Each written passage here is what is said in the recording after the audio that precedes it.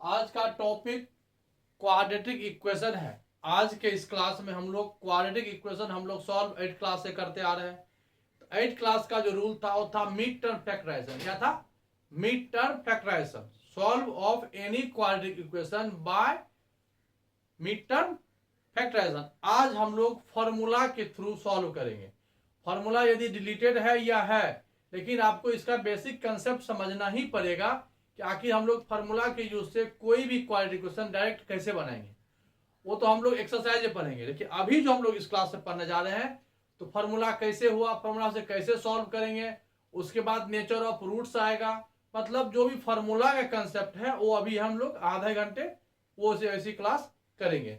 देखिए हम लोग ये पढ़ चुके हैं जनरल क्वाड्रेटिक इक्वेशन। कल हम लोग पढ़े थे ax² plus bx plus c is equal to 0। इसको हम लोग जनरल क्वाड्रेटिक इक्वेशन पढ़ते हैं। यहाँ a क्या है? कोफिशिएंट ऑफ x², b क्या है? कोफिशिएंट ऑफ x, और c है कांस्टेंट। देखिए अगर कोई डायरेक्ट कोई क्वेश्चन देता है, देखिए आप यहाँ पर अगर कोई डायरेक्ट क्वेश्चन देता है, अब इसका मिड टर्म फैक्टराइज नहीं होगा। सपोज कीजिए कि इसका मिड टर्म फैक्टराइज नहीं होगा। यदि नहीं होगा तो आखिर ये सॉल्व कैसे होगा? तो यूजिंग फार्मूला जो आपको हम बताने जा रहे हैं। तो पहले फार्मूला का डिराइव बता रहे हैं कि देखिए क्या होगा। यहाँ क्या करना है? सबसे पहले देखिए एकदम सिंपल है। सबसे पहले यहाँ एक कॉमन ले लीजिए। क्या हो गया? हम फार्मूला डिराइव करने की कोशिश कर रहे हैं। ठीक है, हो गया। अब यहां देखिए ये a² हुआ, ठीक है, ये b है। लेकिन हम लोग जानते हैं कि अगर हम a प्लस बी का होल स्क्वायर करें क्या मिलता है हम लोगों को? a² मिलता है 2ab और b² होता है। a² तो हमको मिला, हमारा a कितना है? यहाँ पर x है। हमारा a क्या है? यहाँ पर x है। अब हमको चाहिए 2ab। ध्यान देना, फॉर्मूला समझ में आ जाएगा तो समझिए क्वाड्रेटिक इक्वेशन ही सॉल्व हो जाएगा। ये a² हो गया, हमको चाहिए 2ab। तो 2 तो हमारे पास नहीं है, तो अपने मन से हमने 2 लिखा। a जो है x को देख करके लिखा। अब b हमको चाहिए, और इस तीनों का रिजल्टेंट क्या चाहिए? b/ax चाहिए। तो यहाँ 2 से मल्टीप्लाई किए हैं, x तो यहाँ है ही, तो x का कोफिशिएंट क्या है? b/a। तो यहाँ 2 से मल्टीप्लाई किए तो हम यहाँ 2 से डिवाइड कर देते हैं। अब देखिए यहाँ क्या मिला? a² plus 2ab। b आपका क्या हुआ? b/2a। हमको इसका स्क्वायर यहाँ लेना पड़ेगा, b/a का होल स्क्वायर। देखिए अब यहाँ a² plus 2ab plus b², ये होता है ना इसका होल स्क्वायर। अब ये प्लस हुआ, तो प्लस हुआ तो अब क्या करो? माइनस भी करना पड़ेगा, क्योंकि मैथ का रूल है कि बैलेंस करिए। अब पहले से c/a है, और ये जो आपका a है इसको इधर रिप्लेस कर दीजिए। देखिए अभी देखो a² हुआ प्लस 2 हम अपने मन से लिखें, x जो है ये a, इसको देख करके अरेंज किए, और b हम लोग लिखते हैं x का जो मल्टीपल होता है वो लिख लेते हैं ब्रैकेट करके। और 2 से यहाँ मल्टीप्लाई किए तो 2 से यहाँ क्या किए? डिवाइड कर दिए। ये आसान हो गया। देखिए 2 कैंसिल हो जाएगा, b/ax, तो b मैच कर गया 2ab। b फाइन होने से क्या मिला? b² हमने अपने मन से लिखा, इसको देख करके हमने b² लिखा। तो प्लस हमने लिखा, प्लस की जरूरत था तो हमने माइनस भी किया, और यहां पर ये सेट हो गया। अब देखिए यहां से क्या मिला? यहां से यहां तक आपको मिला, यहां देख रहे होंगे ये आपका a प्लस b का ये होल स्क्वायर आया। इस दोनों को इधर ले आओ, तो माइनस था इधर के प्लस हो जाएगा, b²/4a² माइनस c/a। श्योर? अब देखिए यहां पर क्या आएगा? ये हो गया 4a², यहाँ b² हो जाएगा माइनस a, तो यहाँ है a के अलावा क्या है? यहाँ पर मल्टीपल है 4 और a, तो 4a होगा और ये c होगा। अब देखिए यहाँ स्क्वायर हटा ना। अब यदि हम स्क्वायर को यहां से हटाए, रिमूव करें, तो x plus b/2a taking square root, तो यहाँ प्लस होगा, माइनस होगा, रूट भी होगा, ये b² माइनस 4ac/4a²। ऐसा हम लोग लिखते हैं, याद करो कि x² is equal to a, तो x is equal to plus minus root है, वही लिखे हैं हम। अब यहां से क्या आ जाएगा? x प्लस, सिर्फ x लिखो, x plus b/2a plus minus, ये 4a² है यहाँ, तो 4 रूट से बाहर आ जाएगा तो 2 हो जाएगा, a² है तो a हो जाएगा, 2a बाहर आ गया, यहां पर आपका बच जाएगा b² माइनस 4ac। ये 2 अभी देखिए यहां पर, यहां तक ठीक है। चलिए रुक जाइए, यहां तक देखने के बाद देखिए अब यहाँ इसको हम डिलीट करते हैं। चलिए अब देखिए थोड़ा सा और, यहां देखिए थोड़ा सा बचा हुआ है, x प्लस 2a है तो x इज इक्वल टू, यहाँ प्लस b/2a है तो minus b/2a, right side shift किया तो यहाँ प्लस माइनस पहले से है, और ये under square root b² minus 4ac/2a आया, 2a कॉमन है, एलसीएम ले लो, minus b plus minus b² minus 4ac, यही हो गया x का वैल्यू।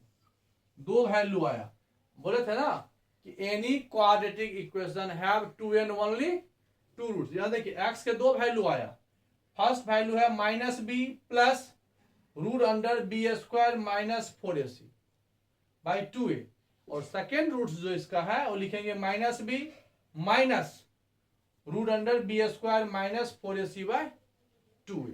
अब वो हम लोग उसको भी पढ़ेंगे। फिलहाल आपका जो ये टॉपिक हुआ, ये x के कितने वैल्यू है, इसको हम लोग बोलते हैं, ये डिस्क्रिमिनेंट बोलते हैं, d पढ़ेंगे उस पर। ये आपका सॉल्यूशन हुआ।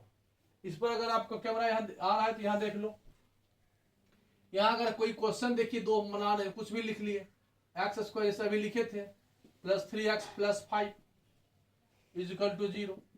अब ये क्वाड्रेटिक है तो सॉल्यूशन होगा, देखिए यहाँ पर सॉल्यूशन लिखने के बाद हम लोग पहले फाइंड करो, a कितना है 1, b कितना है यहाँ 3, c कितना है, सबसे पहले d फाइंड करेंगे। तो d इज इक्वल टू क्या हुआ, वहां देखो d किसके बदले लिखे हैं, b² माइनस 4ac, b कितना है 3a² माइनस 4, a 1 हो गया, c 5 हो गया, 9, 5 4 जा 20, कितना आया, d निगेटिव आ गया, तो इमेजिनरी रूट्स होगा, लेकिन कुछ भी आया ना -11। अब देखिए यहाँ पर x का वैल्यू क्या हुआ, minus b plus minus -11/2a, तो 2a कितना है 1, यही आंसर हुआ। लेकिन अभी जो हम लोग पढ़ेंगे d का वैल्यू निगेटिव आएगा तो लिख देते हैं रूट्स आर इमेजिनरी, ठीक है। अभी रुकिए, एक दो क्वेश्चन और देखिए इस पर। अब देखिए यहाँ पर क्या होगा, क्वेश्चन समझ में आ गया आपको, d निगेटिव आया, अगर d निगेटिव नहीं आना चाहिए तो हम एक काम करते, ध्यान देना, क्वेश्चन फर्स्ट था ये सॉल्व हो चुका है। देखिए सेकंड क्वेश्चन हम सॉल्व कर रहे हैं, इसी को थोड़ा सा यहाँ पर हम चेंज कर रहे हैं, ठीक है। c कितना हो गया -5, ये -5 यहाँ क्या कर देगा, प्लस कितना आया 29, ठीक है, ये कितना आएगा।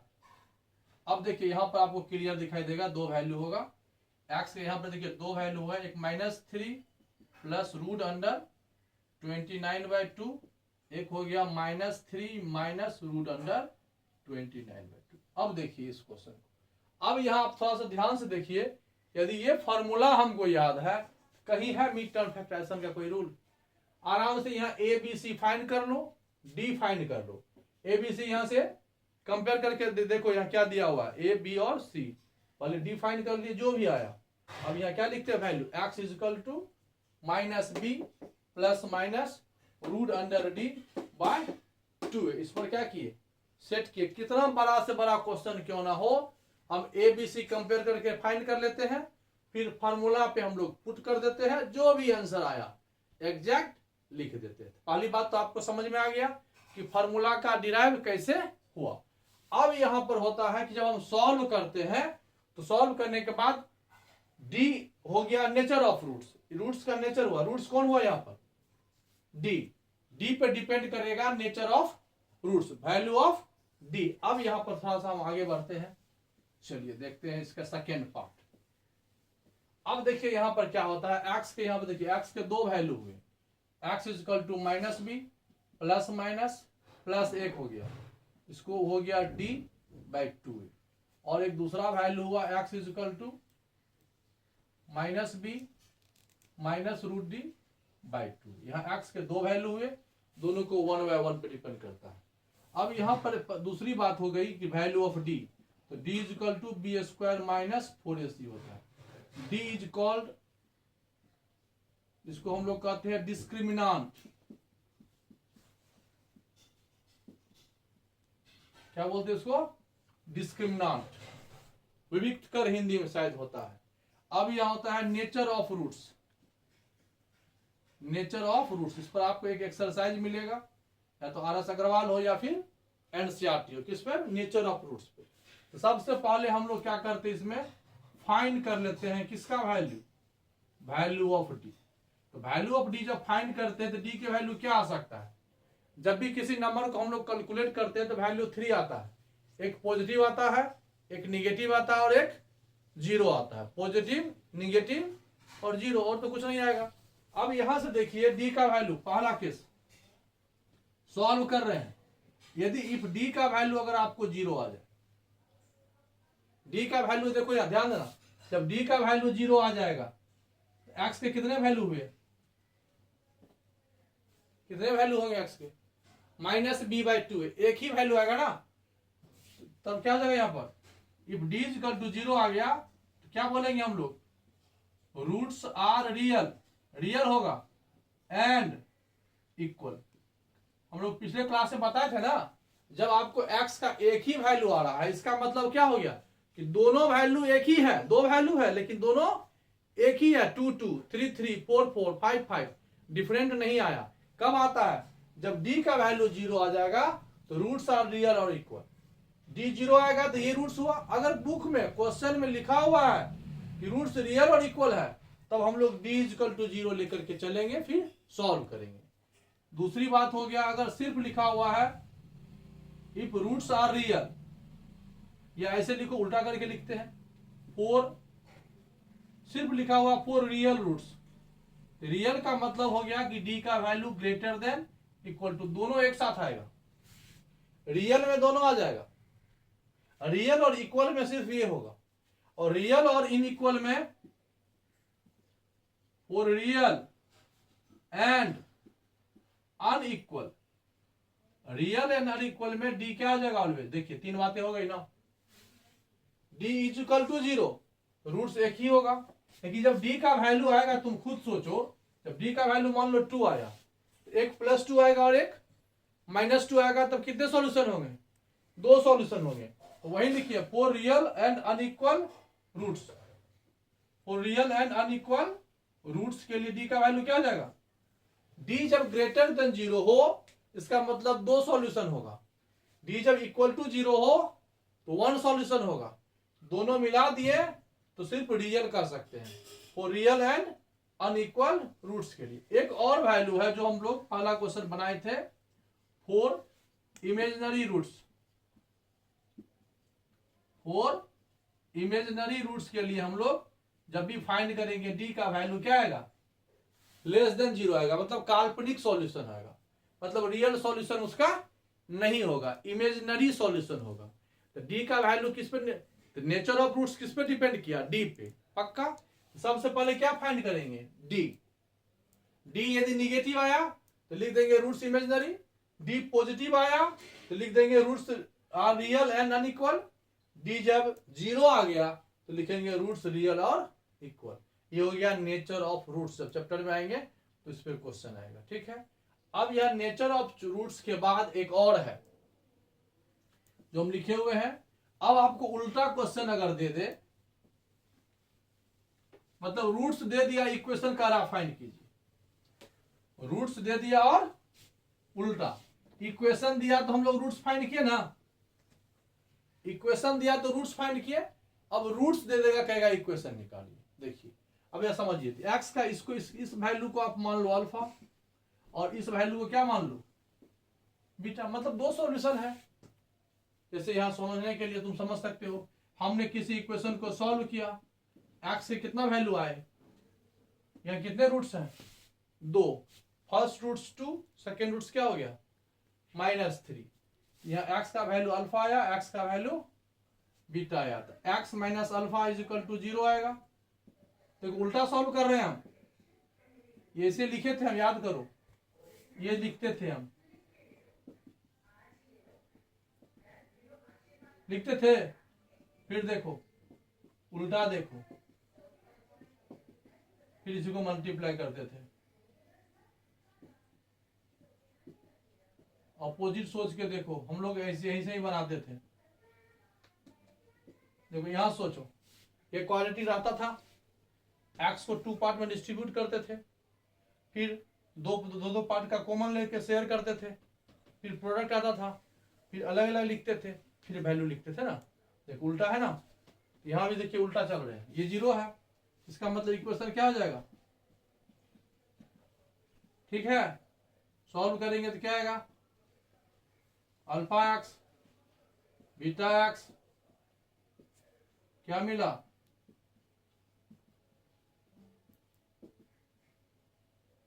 इसको अगर हम फार्मूला के तहत लिखें, इसका इक्वेशन क्या जाता है, एक्स स्क्वायर माइनस, ध्यान देना क्या है,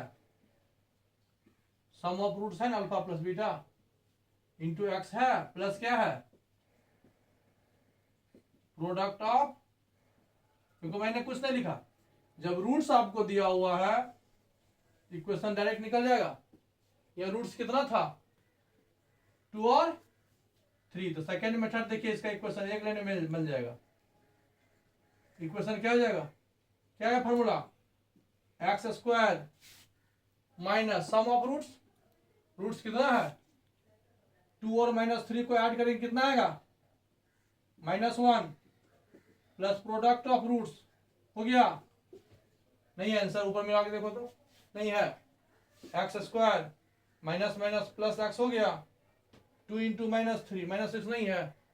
जब रूट्स दिया हुआ हो तो क्वेश्चन हम लोग एक लाइन में भी सॉल्व कर सकते थे, एक समझ में आ गया। अब यहां पर ये इक्वेशन हो गया एक्स स्क्वायर, अब यहां पे एक और है प्रॉपर्टी, समझ में आ गया ना। अब एक प्रॉपर्टी और है, वो भी मैं बता देता हूं।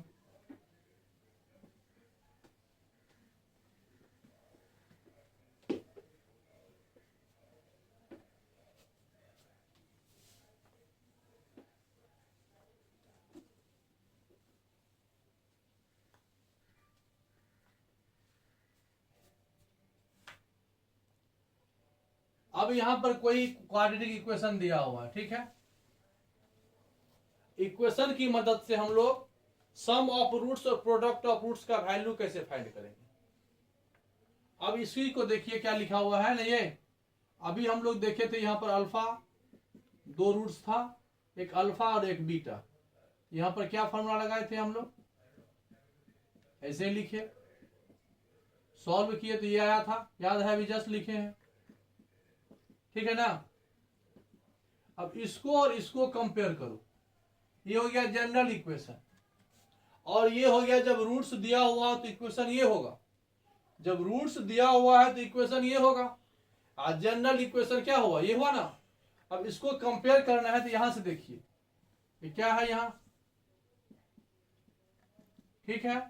देखिए यहाँ एक्स स्क्वायर का कोफिशिएंट कुछ है नहीं ना, है, यहाँ क्या है, ए है, ए से डिवाइड मार दीजिए, ओवरऑल ए से डिवाइड मार दीजिए, क्या आ जाएगा, ये X square plus B by X plus C by A. अब इसको और इसको कंपेयर कीजिए तो समझ में आपको आ जाएगा।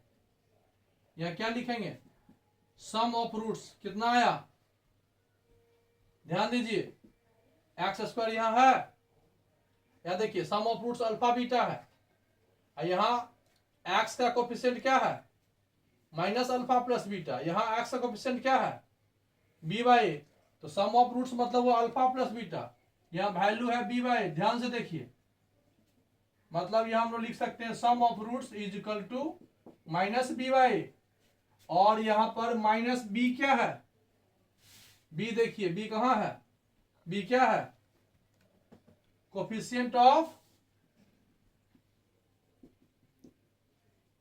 ये भी याद रखना पड़ेगा, और B by A coefficient of, और यहां आता है दूसरा product of roots, product of roots, ये होता है सी बाई ए, मतलब अल्फा बीटा का वैल्यू क्या मिला, सी बाई ए। सी क्या है, सी है constant term by coefficient of x. ये दो बातें यहां हुआ। फिर हम एक बार ओवरऑल बता देते हैं आपको हमने क्या सीखा। ये सम ऑफ रूट्स क्या मिला, sum of roots minus B by A, product of root C by A. फिर यहां देखिए ये क्या है, coefficient of X square, B is coefficient of X, C is constant. इस पर सेट करेंगे तो sum of roots product of roots निकल जाएगा, फार्मूला सॉल्व हो जाएगा और नेचर निकल जाएगा। अभी जो ओवरऑल हम लोग पढ़े एक बार आप यहां दोहराइए नजर। अगर हमारे पास ये इक्वेशन है तो इसका सॉल्यूशन क्या मिला, x is equal to minus B plus minus root D by 2a। पहली बात ये सॉल्यूशन किए। दूसरी बात हम लोग d का वैल्यू निकाले, वैल्यू ऑफ d फाइंड किए। थर्ड पॉइंट था हम लोग नेचर ऑफ रूट्स के बारे में पढ़े। तो नेचर ऑफ रूट्स पढ़े तो उसमें तीन बातें पढ़े। जब d greater than equal to 0 हो, d इक्वल टू 0 हो, d ग्रेटर देन 0 हो और d लेस देन 0 हो। इसमें हम लोग इमेजिनरी पढ़े, इसमें रियल और अनइक्वल पढ़े, इसमें रियल और इक्वल पढ़े और इसमें सिर्फ रियल पढ़े ना। फिर हम लोग जब इक्वेशन दिया हुआ है तो सम ऑफ रूट्स और प्रोडक्ट ऑफ रूट्स पर यही पर है। जो रूट्स दिया हुआ है तो इक्वेशन निकाल लेंगे, इक्वेशन दिया हुआ है तो रूट्स निकाल लेंगे। नेचर ऑफ रूट्स इस पर डिपेंड करेगा और सॉल्व हम यहां से करेंगे। तो ये सारी बातें जो था क्वाड्रेटिक से मतलब है, ठीक है। फिर जब हम लोग ग्राफ पढ़ते हैं तो यहां देख लीजिए थोड़ा सा, हालांकि हाई लेवल है। जब भी हम ग्राफ बनाएंगे तो एक्स का वैल्यू इस तरह से क्वाड्रेटिक इक्वेशन का होता है। दो जगह ये कट किया, एक वैल्यू यहाँ अल्फा हुआ और एक वैल्यू यहाँ, तो दो जगह इसका जो ग्राफ बनाएंगे तो ये ग्राफ है लीनियर इक्वेशन में, ठीक है ना। अगर उसी तरह से हम लोग ग्राफ बनाते हैं तो ये एक्स एक्सिस को 2 पॉइंट पे कट करता है, इसलिए इसको दो सॉल्यूशन हुआ। जो 2 पॉइंट पर नहीं कट करता है वो किसी एक पॉइंट से टच करता है तो ओनली वन सॉल्यूशन हुआ। जो कब होगा, ये जब d 0 होगा, इसका मतलब इसको टच करके जाता है। जब d लेस देन 0 होगा तब इसको ये टच नहीं करता है, ये कहीं ऊपर से ही बेंड कर जाता है।